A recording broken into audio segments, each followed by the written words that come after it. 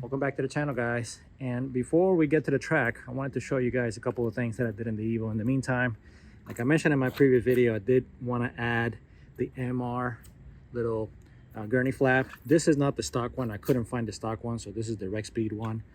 But you know, it fits pretty good. I did have to shave it here a little bit so it would kind of fit. It was kind of squared off when I got it, so just keep that in mind. But other than that, it looks just like the stock one. The stock one is plastic too, so I thought about going with the carbon fiber one, but I figured it may clash with this. So this looks pretty good. Looks nice and OEM.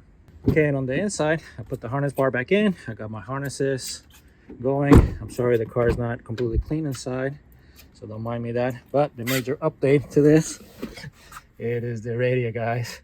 So I finally installed the 2-DIN radio. So this is one of the JDM. I think this is from an RS trim kit, and I really like that this kind of matches. I have the gray one, but the gray one is honestly like too gray, or like too silver actually, and it doesn't really go with anything else with the car. So this I think goes really well.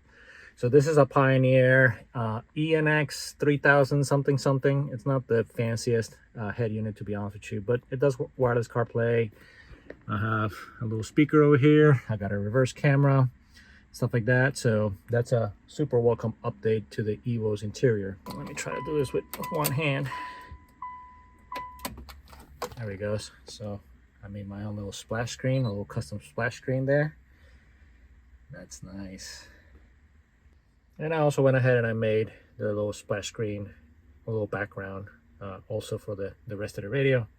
That looks super nice. I like how that looks nice and custom, you know what I mean? Now, one thing about this radio is that none of these radios really fit perfectly, so I did have to fiddle with this a lot. It actually honestly took a lot of time to get this nice and even. You know, I guess because this trim is OEM, is made for an OEM head unit, which is not like a standard size. So I did put a little foam back there. Okay, and then for the AC relocation kit, I did get this trim from Custom Trim Kits, I believe is what it's called. I'll leave the link down in the description. And I'll also leave the part number for this, so you guys can, if you guys want to order from, you do have to get it from Japan. I got this from japanparts.com. But yeah, so this is like a custom made trim kit, okay, to match the OEM finish, and it's almost dead nuts. Not 100%, but it's almost dead nuts. The fit, I would say, is 95%. Okay, he does send it with stickers and everything like that. So I think overall it's a really nice trim kit compared to like the Metra. I think the Metra is the other one that's readily available, pretty cheap, but it's like a flat black and it kind of looks nasty. I also went ahead and I changed the cables. Okay, I changed the cables and the gears. For some reason, this one still has a little bit of bind right there. Okay, it does go, but it's not the cables, it's not the gears. I think it's inside. It does still work. You just have to kind of fiddle with it a little bit. And in Florida, to be honest with you, most of the time this stays at max AC anyways. So yeah, man, I'm super happy about this. This made a huge difference in the interior and the feel of the car. This is still a shitbox, guys, but you know, having a nice radio, rear camera and stuff like that, Apple CarPlay, you know, Bluetooth, you know, be able to take calls and stuff like that. That's been, you know, a really nice game changer to, you know, now you can, I feel like I can take this car and I'm not going to daily drive it, but I'm going to drive it around a lot more now. Okay, and last quick little update before we get to the track. We're almost there, guys, I promise. I did end up fixing, or hopefully fixing, the oil pan leak in the Evo. I ended up going with the AO Customs silicone gasket. Again, I'll leave the link in the description. They're a little bit more popular in the DSM world, and I can see why. It is silicone, so you don't use, you know, gasket maker or anything like that, okay? And because it is silicone, it is squishy, so you can't really just torque it to spec, okay? Because if not, the silicone gasket would just completely squish out. So I ended up cleaning all the bolts and then using a little bit of blue Loctite, and then I did 60 inch-pounds, guys, okay? They do not provide torque specs on that. I understand why they don't, okay? It's kind of like a feel kind of thing. I actually reached out to the guy. He told me, hey man, you just gotta kind of mechanic it. He's actually a really nice guy, and we talked about it a little bit. But yeah, man, if you just torque this thing hard, it's just gonna squeeze out. So you know, do your own kind of feel, but for me, 60 inch-pounds so far is work, man. I drove this thing around yesterday, and yeah, man, I put like 50 miles on it so far, no leaks. So hey, hopefully this is it for the thing. I had a lot of people ask me if this was like an issue like the Moroso oil pan. No, guys, this is the Mike from Infinite Evil. He actually uses an OEM core to make these oil pans, and this is not Infinite Evil's fault, man. This is totally my thing. I am just a weekend warrior, okay, and it's just one of those things, okay. So don't think that this is like a Moroso pan again. This is more akin to an OEM pan because it does use an OEM flange completely, okay. So again, nothing to do, not an issue with Infinite Evil themselves or the pan. They make an excellent product. This is the pan that you want before you went to dry sump, okay. And this is being most of the street car. I do not want to do dry sump on this car. It would be a major cost and a major headache. So shout out to Infinite Evil. All right, guys, enough yapping. Let's get to the track.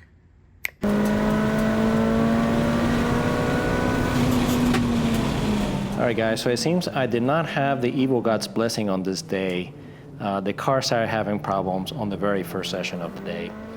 It's going to be hard to see, but if you watch this on a bigger screen, you may be able to see that the wideband gauge, it'll slowly start showing leaner and leaner, especially up towards red line. And it's progressively getting worse as I do more laps.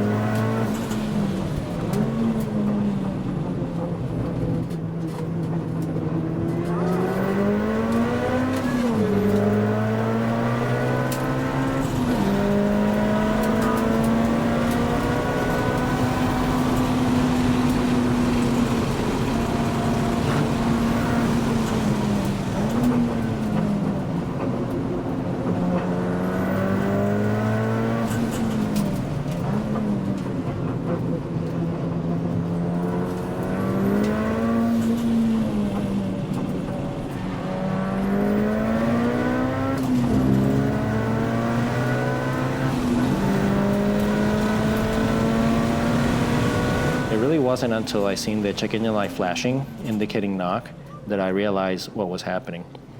Unfortunately, I spent the rest of the day trying to fix this, but I could not figure out what was wrong at the end. I ended up changing spark plugs and both fuel pumps at the track, but it did not fix it. However, the car did run better. So in a last-ditch effort to make another session, I lowered the boost down to 20 psi and added a lot of fuel in the tune. But even with all this, I ended up having to short shift the car just to keep it safe.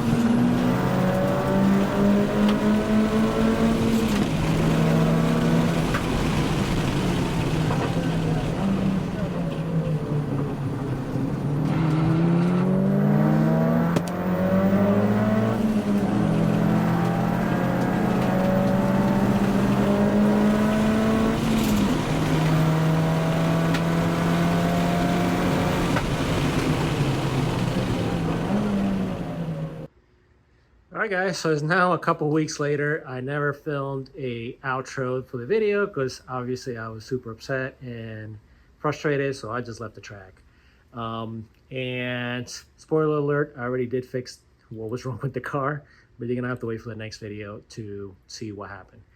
So I did improve on my time on the Evo, 137.5. I'm not sure why race render. I'm using race render, you know, to overlay the race box info, you know, on the video and stuff like that, and it showed a 137.6. You know, give me all my time. Come on, 137.5.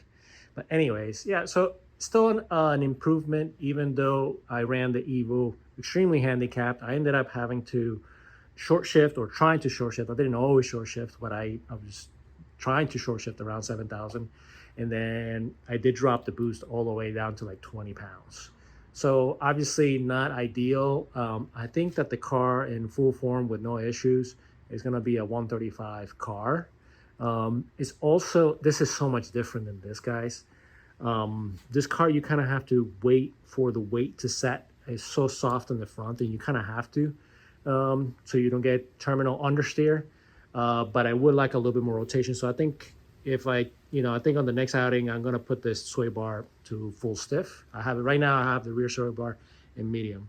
But yeah, I mean, you know, it's a compromise setup because this is an 80% street car. You know what I mean? The suspension is, you know, it's just off the shelf Ohlings, you know what I mean? So the spring rates are not, you know, optimized for track and stuff like that. So anyways, excuses. At least nothing terrible happened. You know, what did happen, you know, it didn't end up causing major issues. Yeah, so in the next video, like I said, we're going to get into what happened and the fix and all that with the Evo, okay? All right, guys. I'll catch you in the next one. Peace.